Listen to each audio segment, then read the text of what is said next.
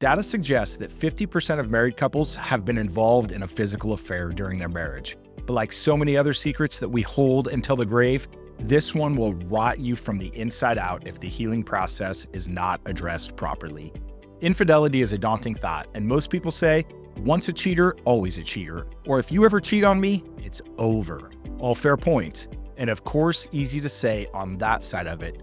But what happens when you are actually faced with infidelity in your marriage? Do you hold strong to your initial position and kick the cheating spouse to the curb? Or maybe you have the courage to take on the challenge of overcoming infidelity. That's our story, and it's been a journey for sure. But our legacy was on the line, and while most of our friends, colleagues, and even family thought we were crazy, it has been so worth it, but it didn't come easy. I'm going to share with you the 5 secrets of infidelity that no one wants to talk about. First, let's talk about the biggest one that everyone has to work through: trust. Trust is given, mistrust is earned. It's lost in buckets and gained in drops. So the question is, how will you begin to earn back trust after infidelity? Here are 4 tips. Number 1, share all passwords to phones, social media accounts, bank accounts, and credit cards, and don't complain about it.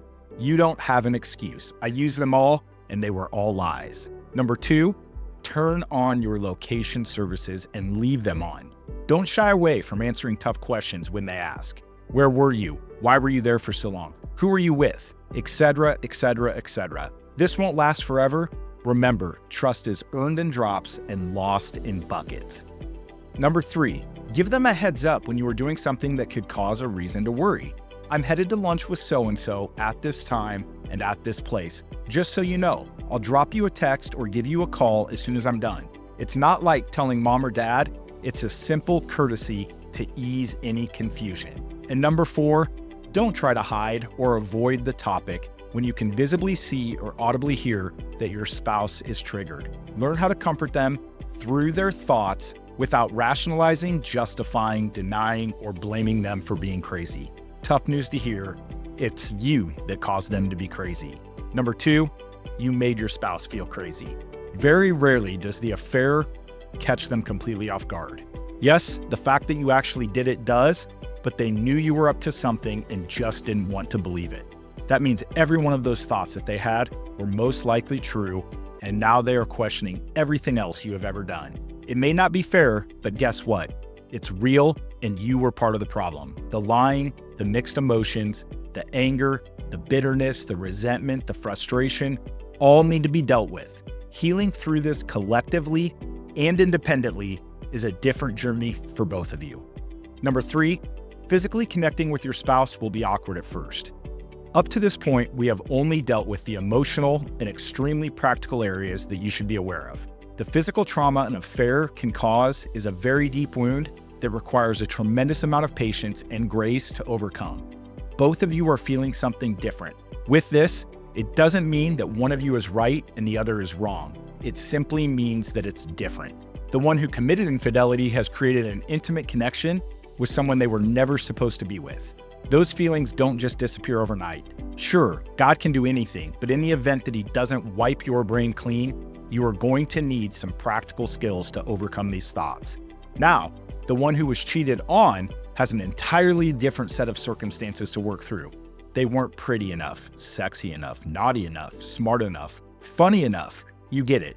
They were not good enough. And this is hard to hear, especially from the person that they trusted their forever with. You may not have directly used those words, but your actions said it, whether you wanted them to or not. So, how do you overcome this? It's about both your words and your actions. You will need to be consistent over the long haul. Having a move-on mentality will wreak havoc on the healing process to a deeper physical connection. I'll give you 4 practical tips in this video and maybe create one with a little bit more here in the future. But number 1, frequently remind your spouse that they are enough. They're a great wife, a great mother, a great friend. You would pick them 1,000 times over. This must be authentic and often. This love is unconditional. It's not based on their performance or appearance. Number 2, have a servant mindset with physical intimacy. It's a way to honor one of the most beautiful gifts that we have as a married couple. Number 3, communicate your expectations about frequency and desires. You more than likely are not that far off in expectations, but the intimacy balance is simply off. Hear this clearly. Under no circumstances should you bring other people into it or use pornography to spice things up. Number 4, emotional intimacy and physical intimacy go hand in hand. You can't have a great long-term physical connection without an emotional connection. This is why nearly every affair starts as an emotional connection and then gradually or quickly accelerates into more. Number 4, depending on the length of the affair, you will miss your affair partner. This one's tough to hear, and oftentimes we don't know how to work through it. I wrestled with this one for a really long time, far more than I expected. In fact, it was so bad that I almost gave up on putting our marriage back together to go back to the person that I was with. It sucked. You will think about who they're with, what they're doing now, how you hurt them by leaving them. All of that noise in your head can make it so hard. At one point, I tried to convince myself that maybe God still had something for us. I assure you that that wasn't from the Lord. His word is very clear. These are not thoughts that you can wrestle with alone, but you also shouldn't bring them up with your spouse. It's important to have a core group of like-minded people in your corner helping you fight for your marriage and overcome the battles. When these thoughts creep in your mind, you absolutely cannot fall back into protection or passive mode and neglect your spouse because you are off. You need to learn how to take those thoughts captive and immediately get back on the healing track. Over time, these thoughts will subside and become gentle reminders to stay in the long game. Number 5, it is possible to overcome infidelity. Was I a narcissist? Yes. Controlling? Yes. Angry? Yes. Drinking to numb the pain? Yes. I had all of these trigger words that get used so frequently in today's culture.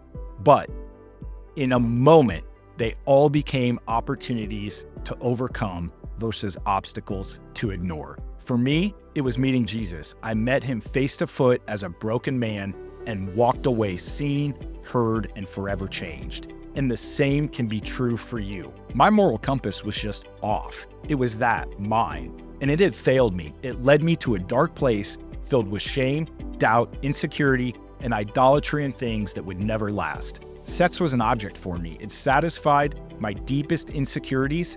I certainly didn't deserve to have a wife that was willing to forgive. Go listen to our first podcast. We were a mess. I was just plain mean most of the time, but God had different plans for us. We both realized that we played a role in our failed marriage, but we also had to own up to our own actions and learn how to ask for forgiveness. We went into the trenches together. We learned how to communicate using a new language, how to resolve conflict with a new objective, how to connect deeply, spiritually, emotionally, and physically.